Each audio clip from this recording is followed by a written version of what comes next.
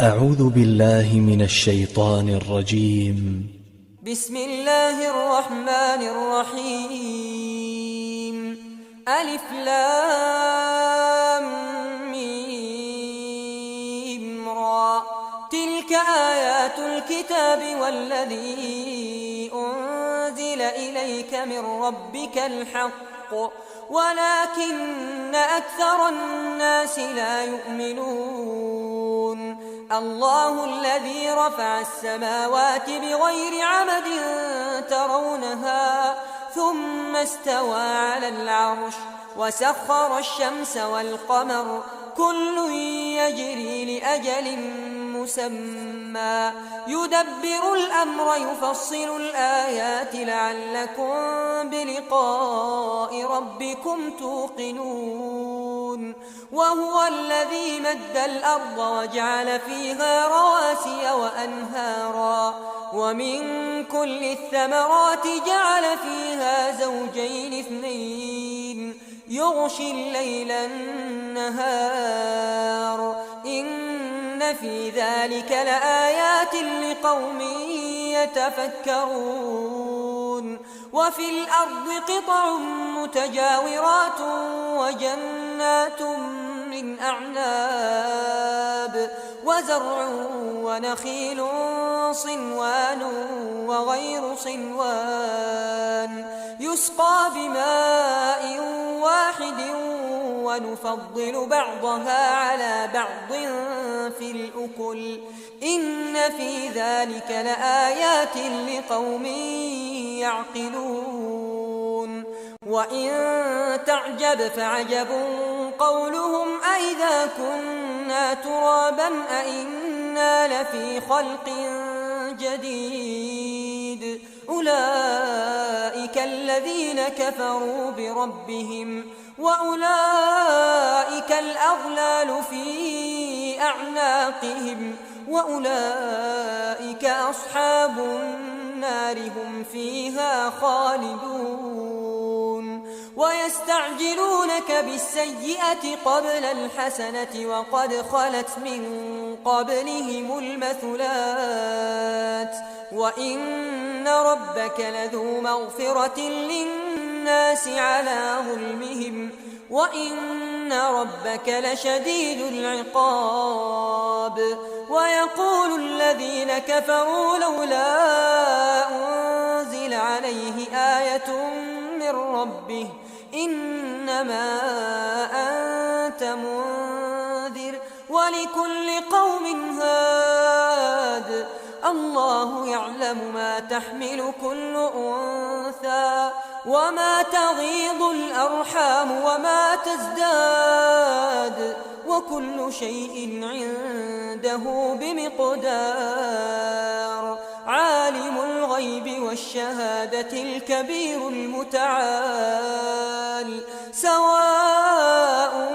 منكم من أسر القول ومن جهر به ومن هو مستخف بالليل وسارب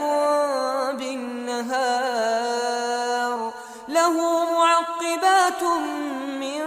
بين يديه ومن خلفه يحفظونه من أمر الله إن الله لا يغير ما بقوم حتى يغيروا ما بأنفسهم وإذا أراد الله بقوم سوءا فلا مرد له وما لهم من دونه من وال. هو الذي يريكم البرق خوفا وطمعا وينشئ السحاب الثقال ويسبح الرعد بحمده والملائكة من خيفته ويرسل الصواعق فيصيب بها من يشاء وهم يجادلون في الله وهو شديد المحال. له دعوة الحق والذين يدعون من دونه لا يستجيبون لهم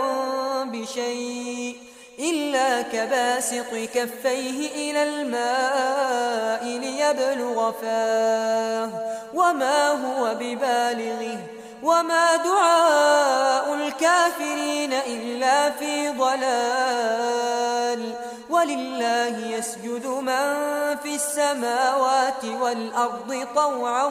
وكرها وظلالهم بالغدو والآصال قل من رب السماوات والأرض قل الله قل أفاتخذتم من دونه أولياء لا يملكون لأنفسهم نفعا ولا ضرا قل هل يستوي الأعمى والبصير أم هل تستوي الظلمات والنور أم جعلوا لله شركاء خلقوا كخلقه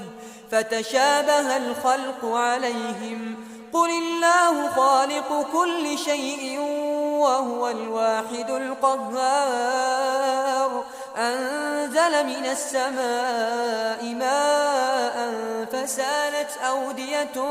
بقدرها فاحتمل السيل زبدا رابيا ومما يوقدون عليه في النار ابتغاء حلية أو متاع زبد مثله كذلك يضرب الله الحق والباطل فأما الزبد فيذهب جفاء وأما ما ينفع الناس فيمكث في الأرض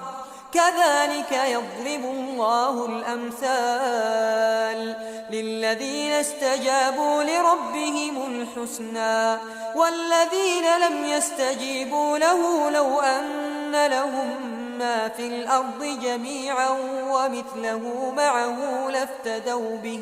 أولئك لهم سوء الحساب ومأواهم جهنم وبئس المهاد أفمن يعلم أنما أنزل إليك من ربك الحق كمن هو أعمى إنما يتذكر أولو الألباب الذين يوفون بعهد الله ولا ينقضون الميثاق والذين يصلون ما أمر الله به أن يوصل ويخشون ربهم ويخافون سوء الحساب والذين صبروا ابتغاء وجه ربهم وأقاموا الصلاة وأنفقوا مما رزقناهم سرا وعلانية ويدرؤون بالحسنة السيئة أولئك لهم عقبى الدار جنات عدن يدخلونها ومن صلح من آبائهم وأزواجهم وذرياتهم والملائكة يدخلون عليهم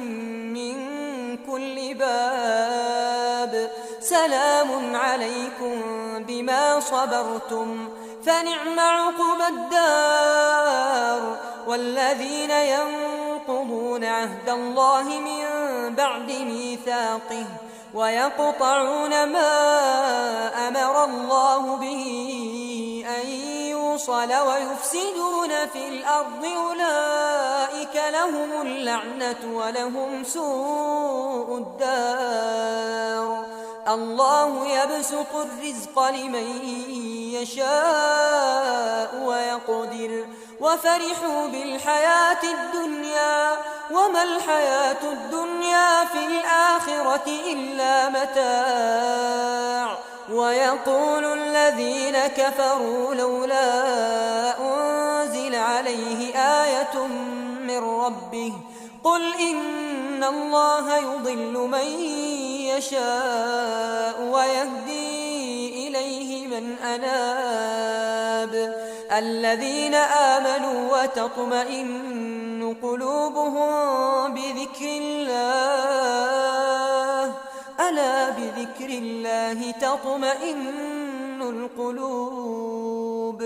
الذين آمنوا وعملوا الصالحات طوبى لهم وحسن مآب كذلك أرسلناك في أمة قد خلت من قبلها لتتلو عليهم الذي أوحينا إليك وهم يكفرون بالرحمن قل هو ربي لا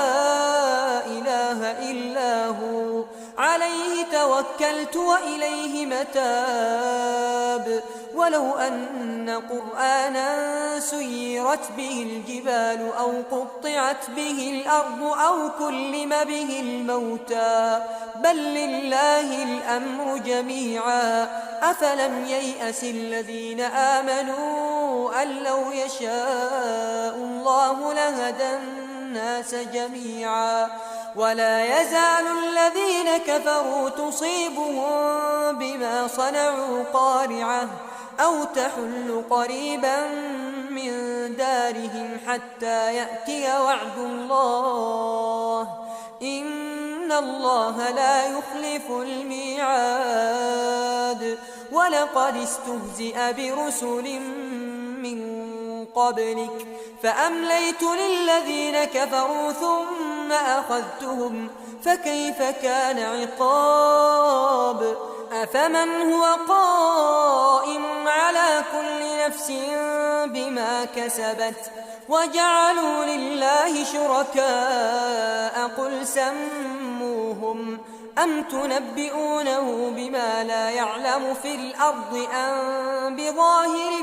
من القول بل زين للذين كفروا مكرهم وصدوا عن السبيل ومن يضلل الله فما له من هاد لهم عذاب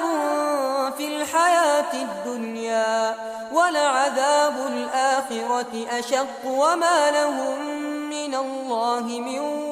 واق مثل الجنة التي وعد المتقون